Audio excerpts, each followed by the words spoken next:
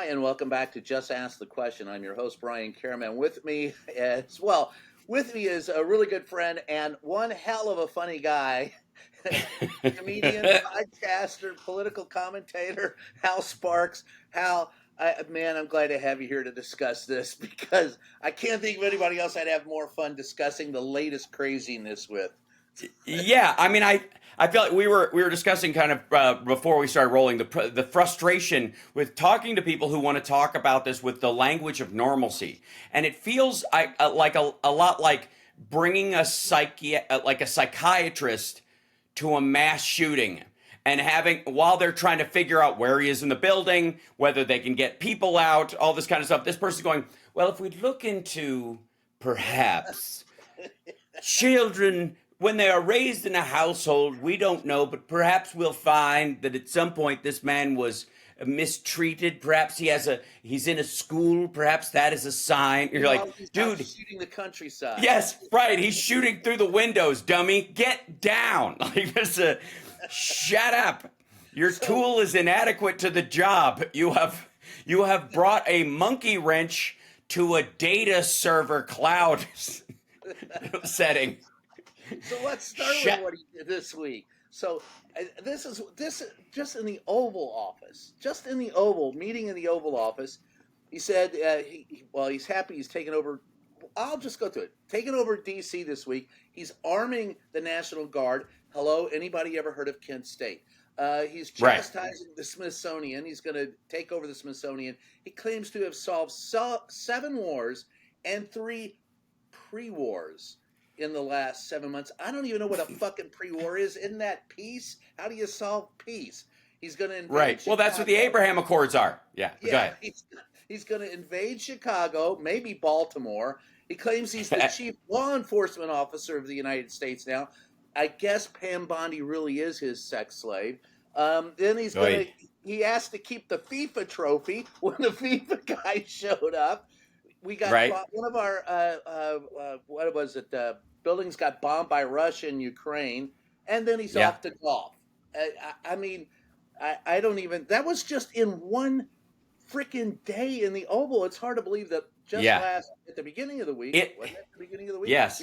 With the European leaders talking about Russia. Here's the thing. That's how many things it takes to distract maggots from Epstein. And they still didn't do it. It still didn't work. It still didn't work. Like 9 different things. He's throwing everything against the wall. Nothing is sticking. Okay. Did I skim over John Bolton and the raid? Oh, yes. We forgot about John Bolton. And ships and troops to Venezuela, which curiously enough are tied. They are linked because if you'll recall, in the first Trump administration, John Bolton was the architect behind the sanctions against Venezuela, who at the time said he wanted to force choke Venezuela into compliance like Darth Vader, right? That was his thing. And ironically, by comparison to what Trump is doing right now, John Bolton's plan for Venezuela was more tempered and diplomatic. It was all based on sanctions, and Trump's like, sanctions? John Bolton's a crazy person. I'm sending warships to Venezuela, which again was another maggot freak out. I think they have a 2-tiered approach, and I'm curious to your take on this. I think on the one hand, they have the I'm doing the job approach. So they can distract from Epstein by going, I'm busy cleaning up the streets. I'm putting in new sprinklers in the lawn. I'm cleaning this place up. Great. Right, yeah. And always has. And every time I'm in DC, I go out to dinner and my girlfriend and I walk around DC. This is just stupid. Yeah, but anyways. Oh, well, I say DC is about as dangerous. I'll say it this way. Yeah. I've been to high school football games in Rockville, Maryland, 10 miles north of the district, that are far more dangerous than anything I've ever experienced in the district, even after midnight when the vampires from Georgetown are on the march. Exactly. So I completely agree. I think Trump actually thinks that there's a TV playing Escape from New York is a window to the outside world.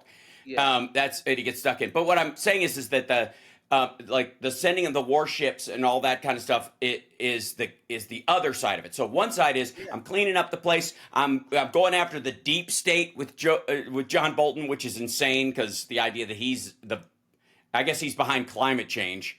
And the pandemic as well. Like, what part of John Bolton being the face of the deep state makes any sense to anyways? But Trump hired him, never mind that part, and goes after his own people, which he can't get evidence against Clinton or Hunter Biden or anybody and get their place raided because he doesn't have any evidence. But he does have evidence of other people, including the fact that he worked with them. I mean, all he has to do to get a warrant is go, Judge, they worked with me. Like, oh, okay, yeah, that's good. That's a good. that clears up for a warrant. You're obviously they're up to something sketchy. So on the one hand, he's like, I'm cleaning up the joint. We're sending the National Guard in. We're getting the immigrants out, which is we've got to talk about on its own thing. And then on the other side, he's trying to distract by doing stuff that's arguably worse for maggots on top of that, which is selling weapons to Europe that they will give to Ukraine, which they think is just prolonging the inevitable, which it isn't, because Ukraine could kick Russia's ass in an afternoon if we let them use everything at their disposal. Everybody's just afraid of nukes. He didn't solve Gaza, but now he's sending more arms to Israel. Like, basically took him off the leash, and it's about arms sales now. He wants to be Victor Boot for the United States, well, and then he's sending the largest arms supplier. So there is that. Well, right. Well, we are the world's largest overt arms supplier. Every machine gun on the continent of Africa that is being fired in anger is an AK-47.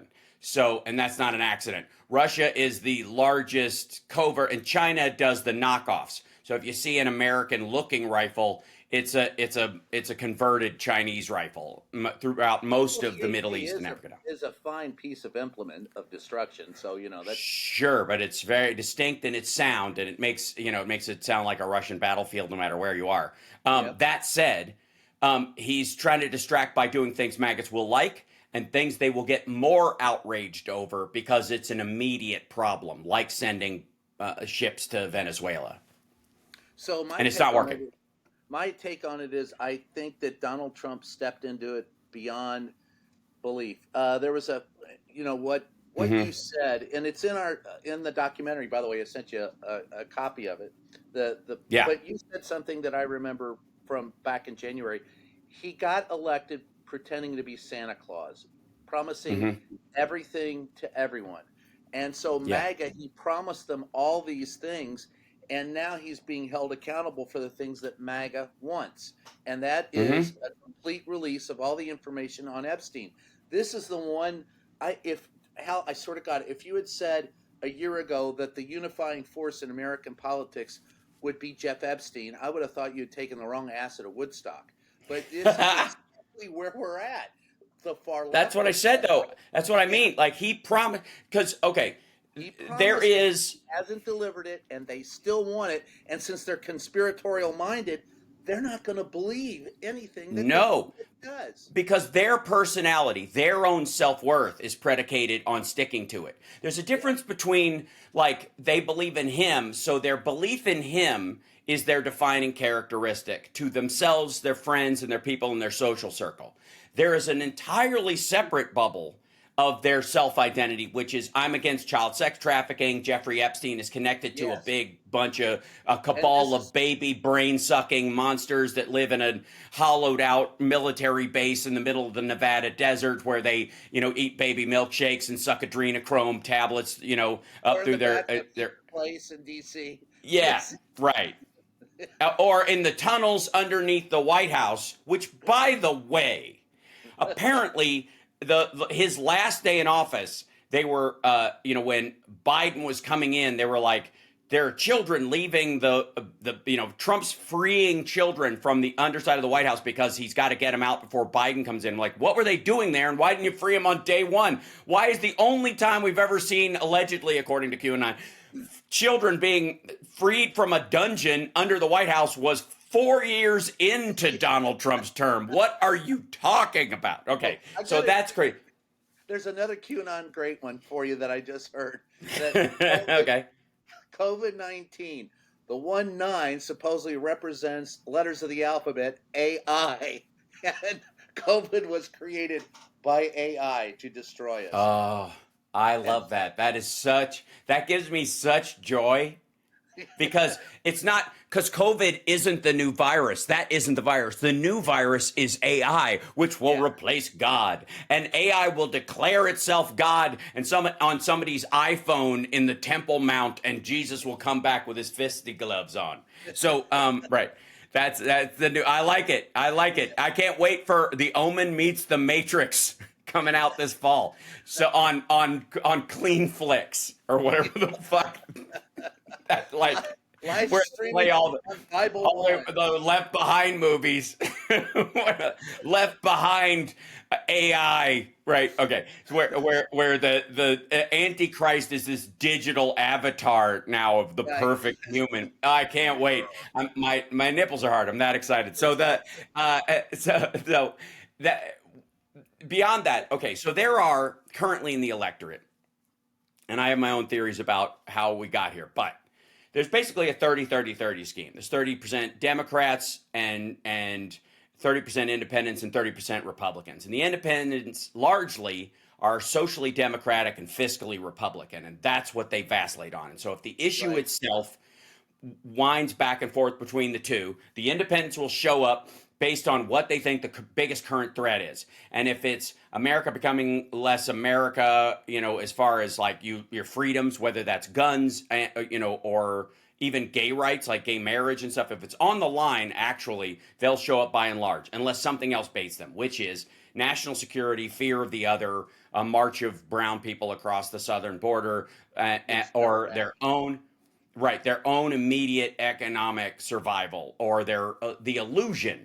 also of their own immediate economic survival, because you have to understand a lot of people, right, they think they have it worse than they do because they think they should have it better, which is the MAGA disease. But in that 30% that Trump enjoys as sort of a lockdown percentage, there when we really do the numbers out, we're talking like actually nationwide, like lock-in voters. About 45% are Democrats.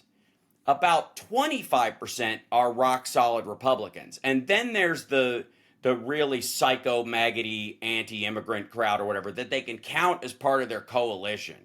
And then, Democrats spend a lot of time trying to scoop over 6 to 8% of the independents over to their side. And that usually can give them the, control if they do that, as long as they don't lose it. But in the case of Trump's like MAGA coalition, they basically brought down through uncommitted and all these, Genocide Joe assholes, diminished the Democratic vote and allowed him to win with a very small margin, and a very low turnout in that regard.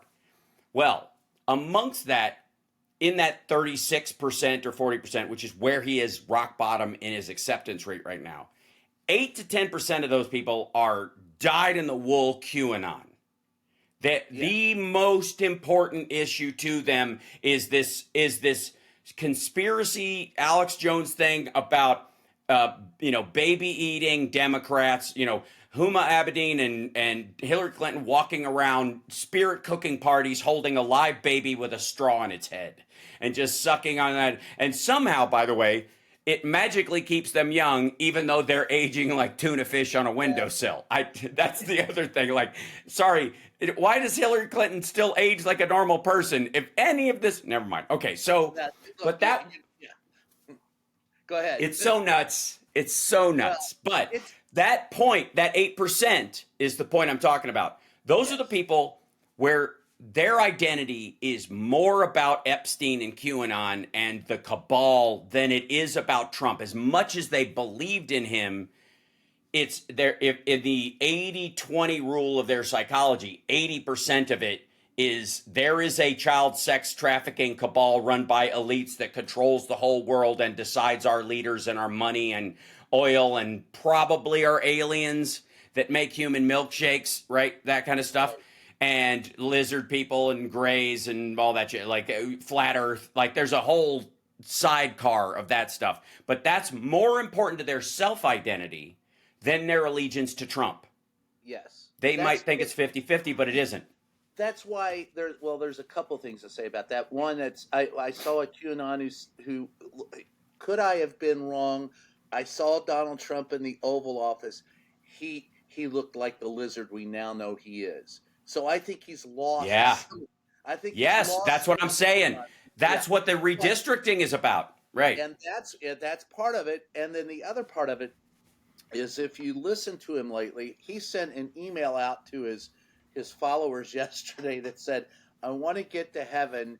Help me by lying, cheating, locking up." Right. By the way, I'll be on the golf course today. But he's appealing to the religious fanatics I think, to try and overcompensate for losing QAnon. But I don't think he'll be successful there either. Well, there's a huge overlap in that crowd, so you kind of can't. Overlap. Yeah, but I don't think it's going to work. And I think there is one of the people I spoke with from the White House said their big fear is that, and I use it this way: if you think that Joe Biden slid into senility, I think Donald Trump took the ice water plunge. I mean, yes, there's no doubt he's not the guy that he was when he left, much less the guy that first walked down, his golden stairs. And he makes no sense anymore. And I think it's starting. I know there are people in the White House who are concerned about it, and I know that they're concerned that Stephen Miller and Susan Wiles are the ones holding his leash, and as well as the morons in the DOJ, and that they're going to take him into uncharted waters that are even unsafe for him. But what the biggest factor to me in all this is, what about all those fuckers that didn't vote last time? Right. Are you going to sit by and let this? I mean, he's going to try and steal the 2026 midterms without any doubt. And I think there are a bunch of not just Democrat-leaning independents, but alleged Democrats, and I call them faux-gressives on my show, fake progressives, people who seem to be against every step of progress you could possibly make, and it comes from this the Young Turks kind of mentality, which is if we don't get everything, nobody gets anything. This is the kind of thing where they fight the ACA because they think magically Medicare for all will pass, instead of you're going to have to get there incrementally. These are the people who also think there's a pill that keeps your penis hard, keeps you fit, and makes your skin tan and your teeth white, and it gives you 100 more points on your IQ. And I'm not going to exercise, eat right, go to the dentist, learn how to be a good lay, or brush my teeth until that pill comes out. That's the mentality. It's nuts. I know a few of those, and they stink. They're fat and they're ugly. But that's yes, they all do, right? Because they seem to apply that in their personal life.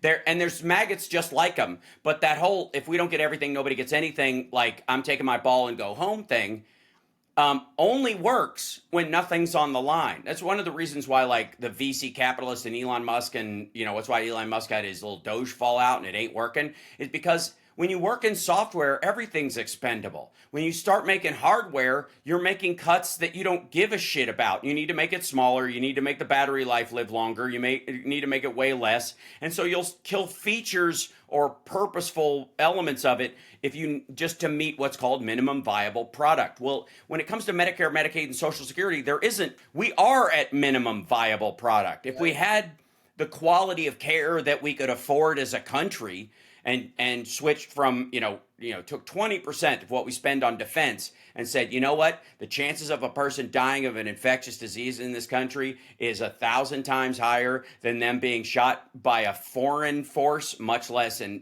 someone inside the country. So if we spent 20% of what we spent on the defense budget internally for, medical care we would still be the largest spender of money on defense, even if we cut it by that much. Absolutely, yes. So it's not like we would be putting ourselves in any risk or danger by doing it. Agreed. And can I throw in a couple of we spend this as Americans more than other countries, and we get less outcome, because Trump has talked about like education this way, Department of Education. He wants to kill it because we spend more per student than anybody in the world. And we're 47th. Okay. First of all, if you cut out 6 southern states, we'd be 4th in the world. If you took like Mississippi, Louisiana, the panhandle part of Florida, Tennessee, Kentucky, Arkansas, yeah, right? If you cut them out, we would be fourth in the world, right? You could leave in Lexington and Louisville because of the money and education there, right, in Kentucky, but you cut out the rest of it. All the rural areas, any county bring with up a great point there, and let me drive it home, and I'll go back yeah. to it. But years ago, when they were trying to increase the expenditure of education in Kentucky, they took Mm-hmm. Lexington and Louisville out of the equation for the rest of rural Kentucky. With those two entities, Lexington, Jefferson County, and Lafayette County, and I think Covington, Yep. those Mm-hmm. three, if you took those out, those three together were in the top 2 or 3% of money and education in the United States of Yeah. all counties and all states. And Kentucky was less than 50th. Right, because the rest of the state is a fucking drag, and that was my point also about the funding to that as well. So if you look at the funding in the United States, does anybody think that Arkansas spends as much per student as upstate New York or fucking Washington around Seattle? Get out of here. Or San Francisco and Napa Valley and that kind of stuff. Because it's all tied to, largely tied to tax, to property taxes. And so places, and here's the thing. The outcomes that buoy the United States very high are everywhere there's money that pays into schools and gives them more resources. The more money you pour into the school, the better outcomes you have. Those kids go to college more, they graduate and they have higher incomes after they go to university. Yep, and everywhere they don't spend money, the students go straight into fast food windows and have no upward mobility whatsoever. And the idea that America, because of the size of our economy, averages out to spend more on anything is because of the extraordinary amount of money spent on students in well-to-do areas and big cities and the outlying areas, and the absolute shit circumstances of most of rural America. Red states being sucking on the government tit, using federal funds and grants to pay for their schools because they don't want to pass a local tax. And then the idea is we spend all this money. No, you don't. Red states do not spend that money. However, they are more likely to make you want to post the 10 Commandments, and if you're in Oklahoma, teach that Donald Trump actually won the 2020 election. So sure, right. Let's go through the 10 Commandments, shall we? First of all, the First Amendment of the U.S. Constitution, the First Amendment nullifies the first 5 commandments. It's not an accident. These deists, these God-fearing men who believed that everyone, and I quote Albert Pike, the Confederate general who they just put his statue back up in D.C., who was the head of the Southern Freemasons and who converted, not quite as late in his life, he became anti-segregationist after he'd been pro-segregationist like those old Southern white gentlemen eventually did. He said everybody's welcome to their own unique mistake when it comes to religion. Nobody can fit God in your corpus callosum. So whatever you come up with, whatever picture you draw, whatever robe he wears, whether he has a beard or not or walks on water, you made that up in your head. Nobody can do it. So everybody should have the right to figure this shit out for themselves. And that's why we have religious pluralism and why they were deists, because they couldn't imagine humans getting it right, especially back then.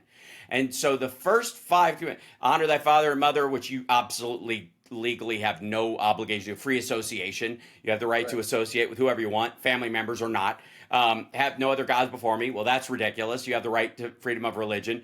Do not take the Lord's name in vain. Freedom of speech. The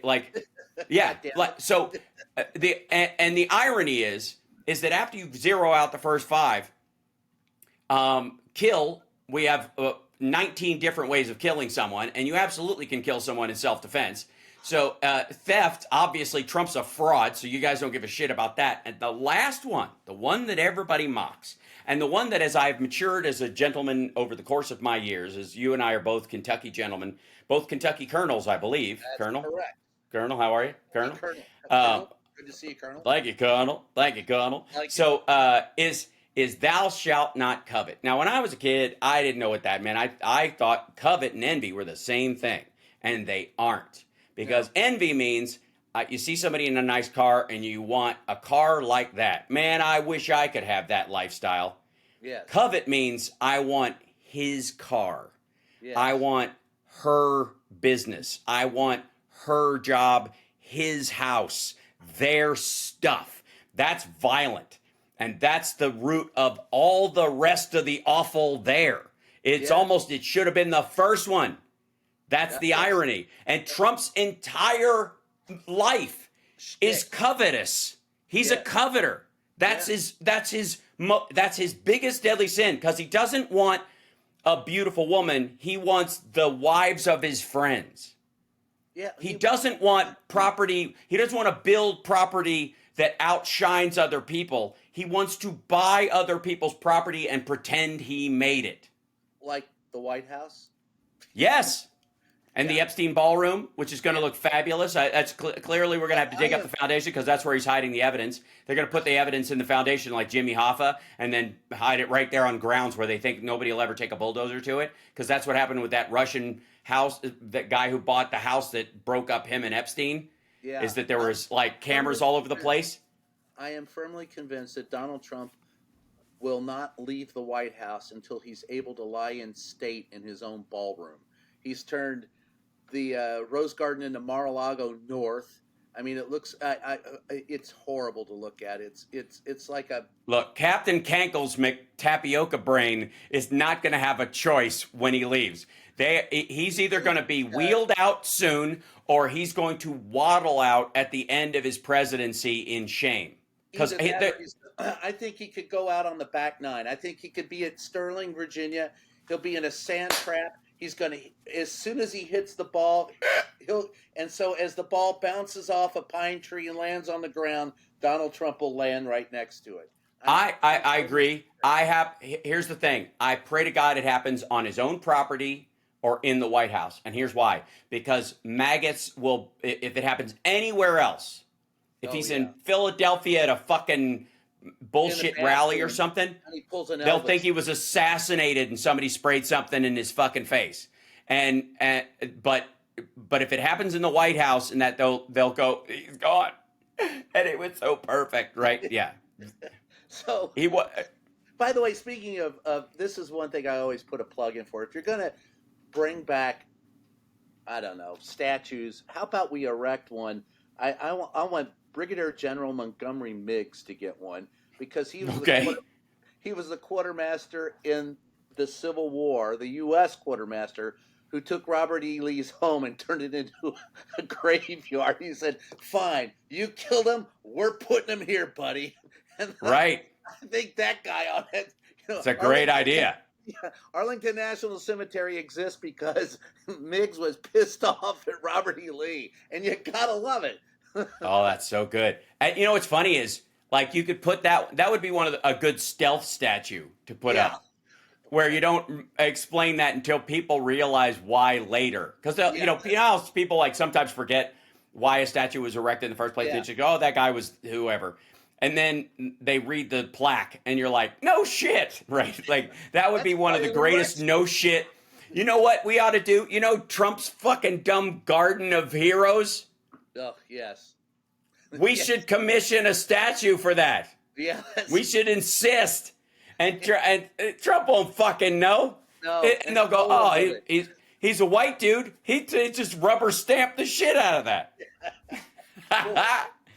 One of the things I wanted to talk, you and I were on stage with Tom Arnold. We were talking about comedy as means to combat this stuff. Now, I got to admit, it's disheartening what we're going through, but I do laugh every damn day at the just blatant stupidity. So when South Park came out and his ass, I was like, see, why don't the rest of the media grow a set of nuts and go after the guy with this? Dude, well, first of all, I think part of it is, especially the normal media, is most of those people don't have a sense of humor. They're bred, it's bred out of them.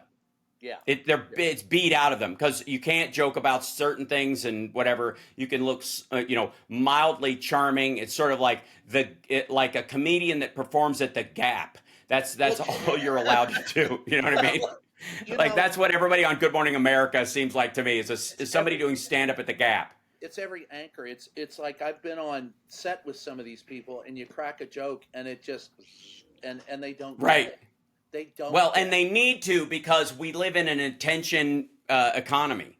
Yes. You know, and I've said for a long time, and I had this kind of epiphany in the 90s when there was this story. I think there was a story about Todd Bridges freaking out because somebody didn't know who he was in a restaurant, and John Travolta, before he was Tarantino'd, apparently was trying to get his truck repaired, or like a van repaired at some place. And he threw around, it's like, don't you know who the fuck I am? Like that kind of thing, because they weren't listening to him or whatever. And he's like trying to get his mechanic to just look at his van or something. And it was just really sad. It was maybe it was even 89, 90, something like that.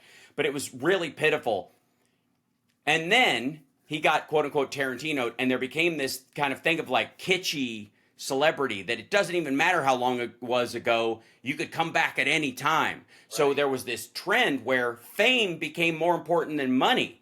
Like you could get a reservation at a fancy restaurant even if you couldn't afford it, and somebody would pick up your tab. Like like I remember getting like a first class upgrade, my first class upgrade when I was on Queer as Folk, like season 2 or whatever, and they wouldn't even think of me. I just fly coach because it's how I do. Anybody who has a kid or hobbies flies coach, because I would rather spend, you could for what first class costs, I fly what I call punk first class. Bring your own food, bring your iPad, have your own entertainment or your laptop, and then if you need a wider seat, lose some weight. That's always been my kind of thing for myself.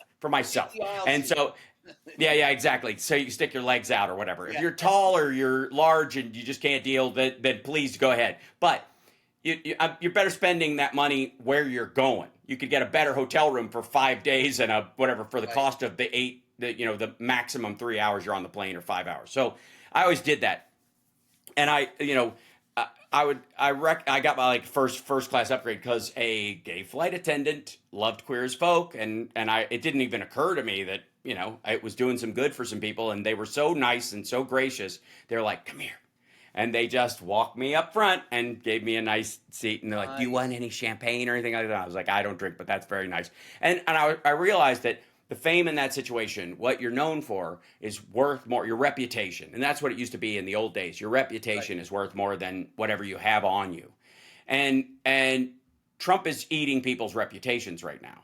And a lot of them are recognizing it because, everybody's been talking about it. And you brought this up like, 2026 and they want to steal it. My issue is that there are competing factions, and I would love your take on this.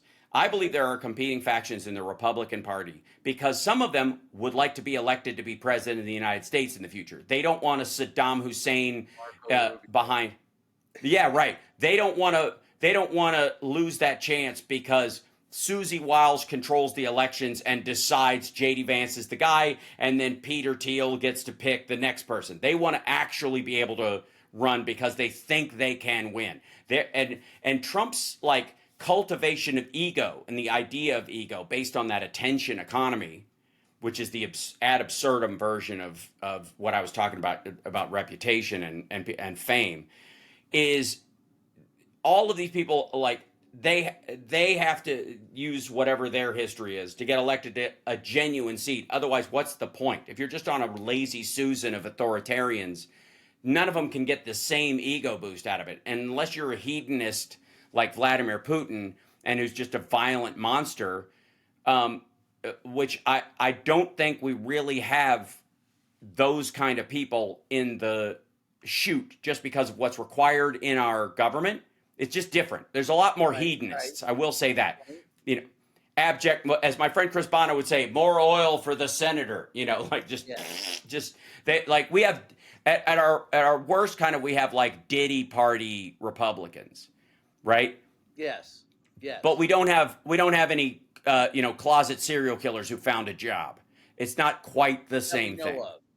That we know. Well, of course, right. That's as Edmund Kemper said in Mindhunter.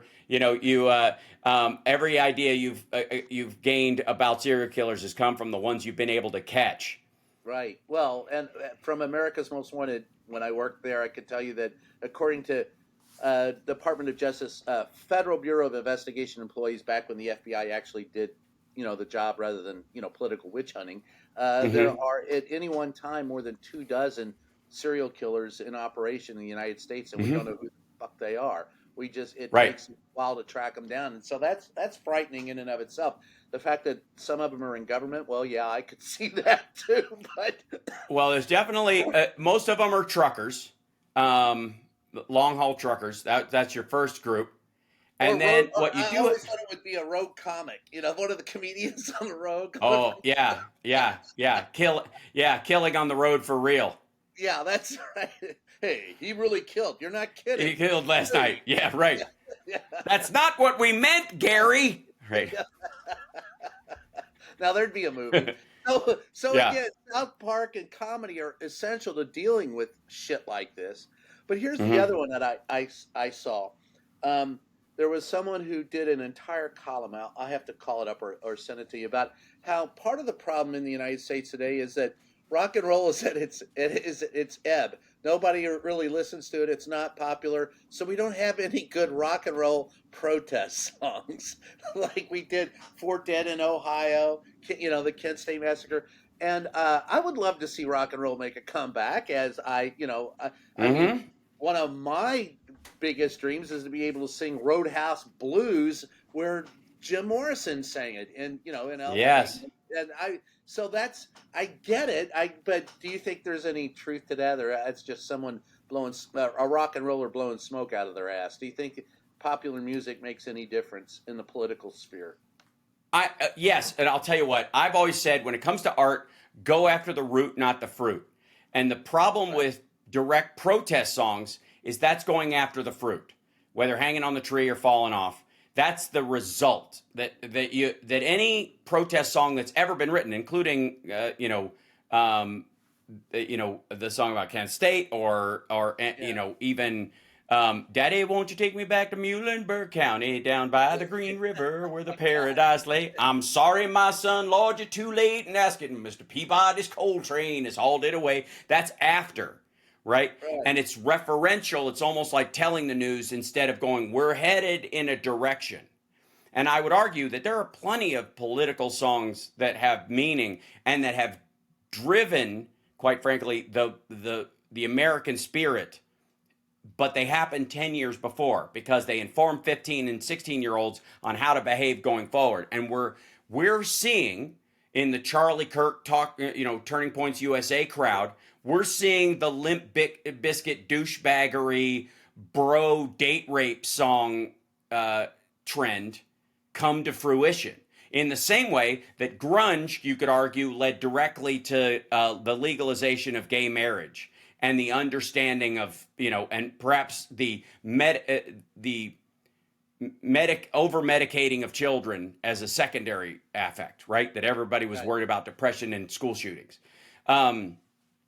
And so I do think it has an impact. I think the stuff that says it has an impact, like U2 songs, that kind of stuff, they come across as advertisements for the news, like a jingle for the news. They always have. Yeah.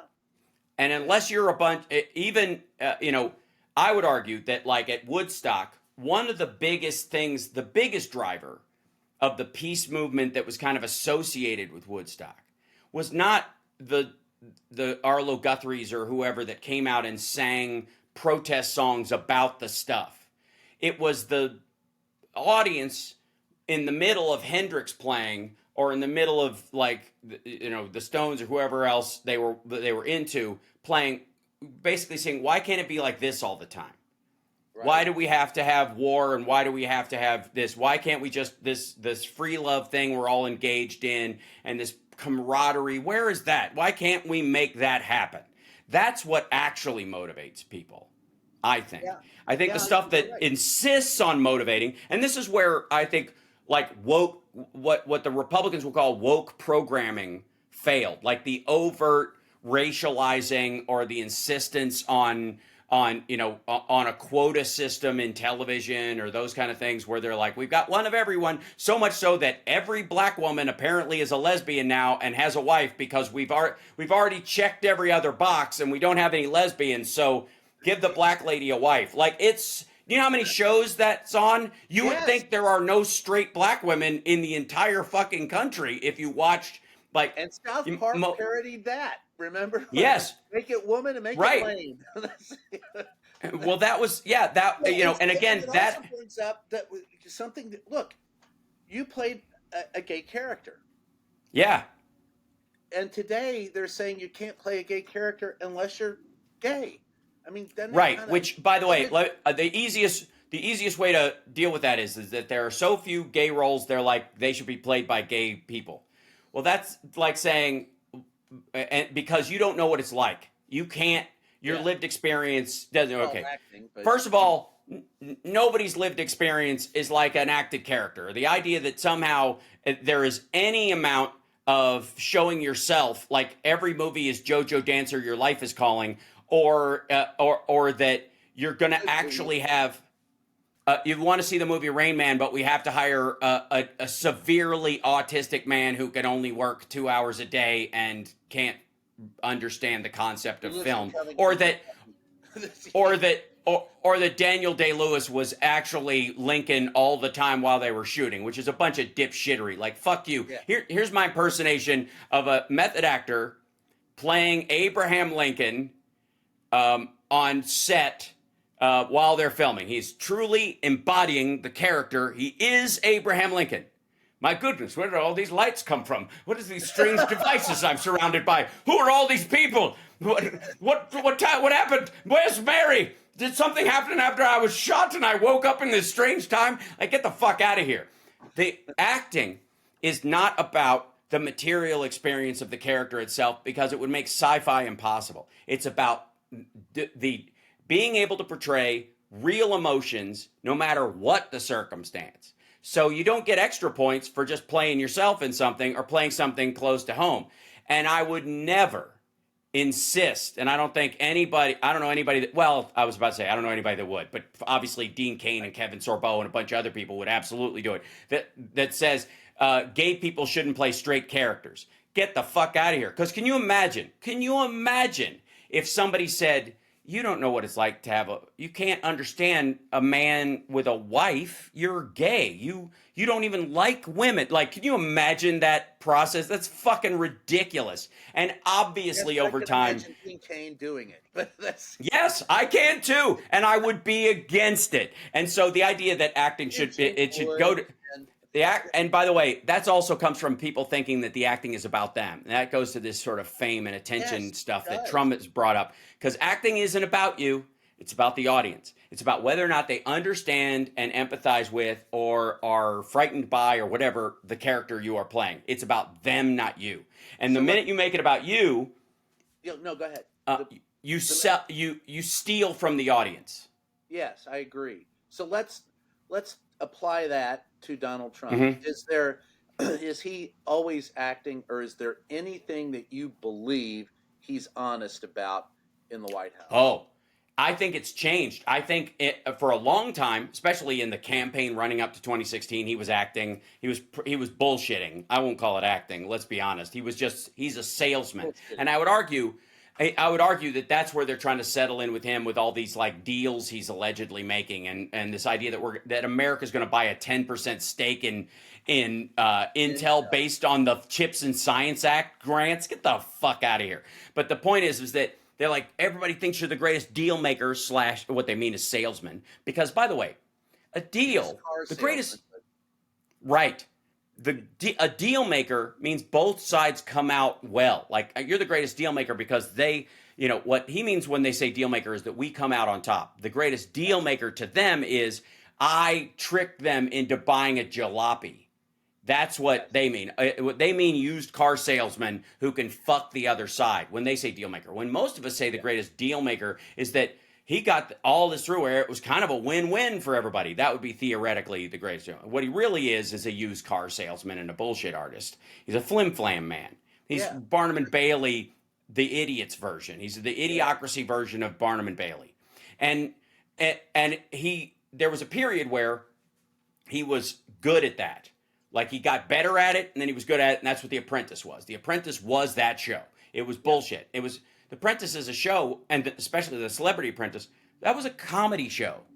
That was a comedy. It was ridiculous. I always thought that's that Donald Trump well. would be a comedian. He's definitely failed, whatever that means. Yeah. But what I mean is, the concept was absurd. That this guy was telling you how to be great was just dumb. Like it was, especially the celebrity side. Like the idea that Donald Trump has notes for Gilbert Gottfried is fucking ridiculous. And that he's going to teach Gene Simmons how to run a successful enterprise is just ridiculous. And that's what it was for. It was just stupid. And they knew it. And it was eyeballs because there was fame or there was, it was regular reality TV shit. But I think he's not kidding now. And I think that thing you brought up about him wanting to get into heaven that he brought up is the mask starting to slip. I agree. I think he is confronted by his own mortality, and that whole thing is, I hear I'm not doing well, is not about heaven. That was about his physical person. I hear I'm not going to live very long, is what he meant. Yeah, and I think I will say prior to that, there are two things where I believed him. When he said his name, I believe him. But the two things, when he said he had feelings for his brother, I believe that. I believe he really cared about his brother, and I believe that it hurt him to see his brother die of alcohol poisoning, and he knew his dad was behind some of that stress. I believed him then. Sure. And he has always said he's anti-war. And I kind of believe that, but I don't think he has a freaking clue as to what to do about any of it. I think that I think all the things that he has done as president, he says to try and end war, he is in over his head. And I will say that thing with now, is he a useful tool for Putin, or does Putin have him on the PP tape?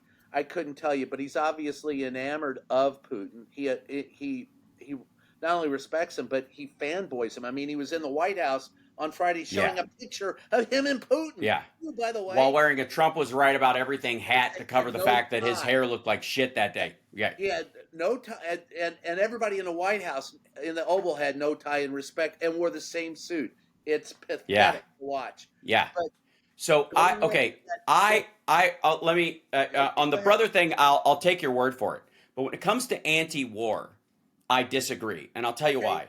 I think there is a passive assumption about anti-war that goes for the normal person. Most people are anti-war because they're just against war. Well, just don't like it. Stupid. That's his right. He said that since he apprentice. That's right, but that is a pedestrian attitude as far as being anti-war, because you and I can be anti-war, but we can't stop it. We can vote for people and we do that stuff, but we can't pull a lever or make giant decisions that would actually affect the existence of war on the planet the way the president of the United States is. That's a function of the fact he doesn't know what the fuck he's doing. I believe he has that honest opinion. That's his honest opinion, but he has no fucking clue what he's doing. So so I think he is dismissive of war as a value point for something because America is safe and he doesn't care. He's a isolationist in a lot of ways. He just wants to make money. But if he was anti-war, he would curtail the kind of stuff that we give to Israel to just be defensive weapons. He would absolutely insist that Russia get out of the country because he knows this is a recipe for continued climbing. He would expand NATO because it's been the most successful bulwark against Russian expansion. Being ineffective as an administrator. Well, intentionally so, because I don't think he's doing any of these things. I don't think it's intentional. I think he's just a moron.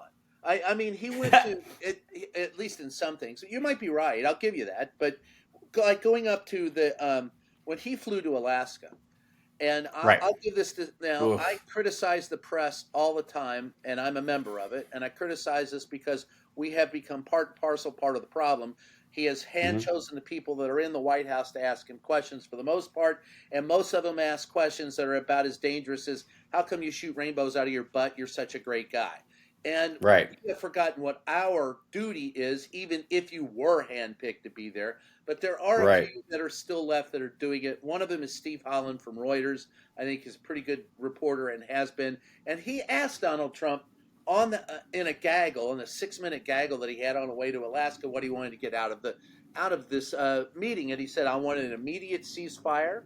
And he said he said that Putin thinks that continuing to bomb Ukraine it gives him some bargaining power, but it doesn't. And it highlighted what Donald Trump wanted, but what he got out of it coming back showed that Donald Trump, he said, Putin's been doing this a long time, but so have I. And I said, what have you been doing a long time? Certainly in statesmanship. You Yeah. shouldn't be doing anything with public service. Right. You certainly can't make a deal. So what have you been doing for a long time? Losing? So a guy with 3 wives thinks 8 years is a long time. Yeah, I think that he flew up there and it exposed Donald Trump's true weakness. And I think that was an excellent question to present to him, and it came across as a softball. But sometimes the best questions are. But it was his. Well, that's how you have to softball him to Trump, or he'll reject him outright, or call you stupid, or just chastise the organization you're from. So you got to get me to sit down, and I wouldn't. So right, yeah. So here's what I would say about what he what he said, what he sort of wanted and expected, and what he actually got. It speaks more to how he thinks this is, and what he said at the meeting with van der Leyen and all the European leaders and Zelensky when he was caught on that hot mic saying, "This is he wants to do a deal for me." Yeah. That part of it is really telling. So I think this is less about the geopolitics of it. And he thinks he's going to do him a solid. Like, it's almost as if you look backwards and said, actually, we found out there was a phone call between Vladimir Putin and Trump in August or July of last year, where he said, "You get elected, I'm going to help you get elected, and as soon as you get elected, I'm going to pull out of Ukraine, and everybody's going to give that to you, and then you're going to turn on my pipelines and get rid of all the sanctions immediately. That you give me that, and I will, I'll promise this. And so you just keep quiet about me and protect us during this time, and and let them tear into us and talk about Russia, and say that you're friends with me and that we'll work this out, and they'll be shocked the day you walk in. I'm going to hand you this, and this, and through Russian translators. This is what Trump heard, and then he gets in, thinks he can actually solve it in a phone call because that's what he was told would happen by his handler, and it didn't. And now he's like, fuck, dude, I need this and this, or my people are going to shit the rug. This is what I need. My people want a ceasefire, and they want us to be able to not send weapons in. And the security guarantee thing, the idea that we're going to have troops in there, that means I'm the guy putting boots on the ground. What the fuck? I need this, and you promised me. That's how it sounds. I know him very well, and he wants to do it for me. So and it's his only way out, because he can't negotiate it for real, because he has never, like that VC, startup thing and software thing I talked about before.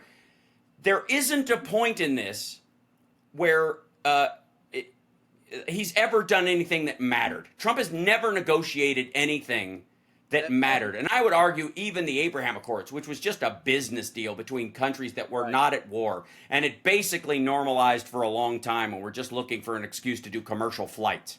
That's not a peace deal. It just isn't. It's a business deal. Maybe that's a step towards something and an incremental thing. Then call it what it is and take your lumps as going, look, the only way we're going to get there is step by step. And then suddenly you're an incrementalist like everybody else, and your other people think, oh, fuck, he's not magic. This is just how the world works. God damn it. So this part of it is that he promised them, he ran as Santa Claus. He promised them he could do it with a phone call. And I think that's because Putin told him he would help him do it. Like, I'll do you a solid. You just let me have this and this and on the down low, and you just argue that I deserve. Go screw himself. Yeah. He laughed. Well, or somebody did, because the word on the street is that was a body double. Yeah. Well, so he wouldn't get arrested. So listen, we come close to the end of the hour. Anything else you want to add, Hal? I do think that we are seeing a real wind down. When Alex Jones goes on the air and says he thinks you're going to collapse in the next year because nobody can go like this, he's not saying it because he actually thinks Trump is up all day and all night and never sleeps and stuff, because they stack tweets, they send him out, they send out his truth socials at 2 a.m. to give this illusion to world leaders and others that he's up and all this stuff, which he absolutely is in bed by 7:30 and sleeps till 10:30, 11 o'clock, right?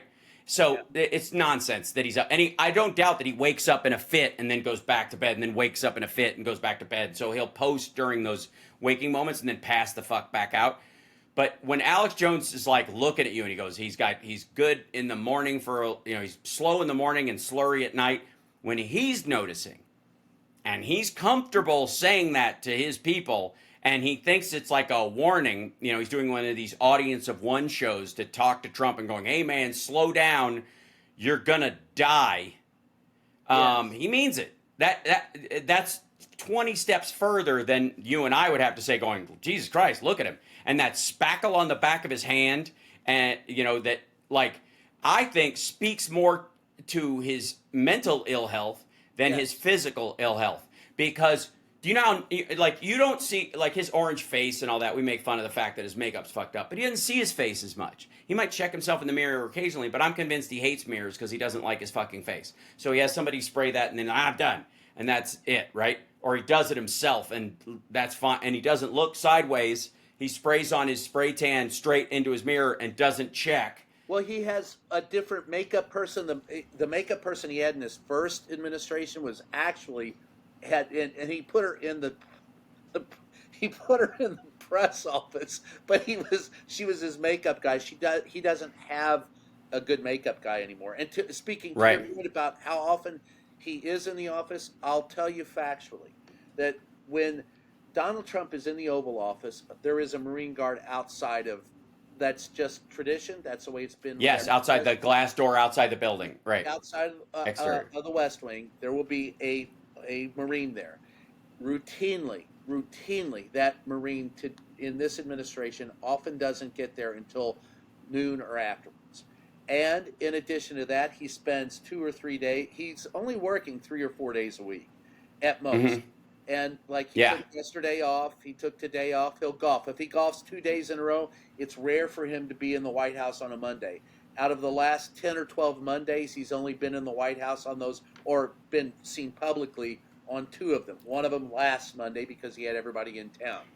Most of the time, he's not seen until Tuesday. He peaks on Wednesday.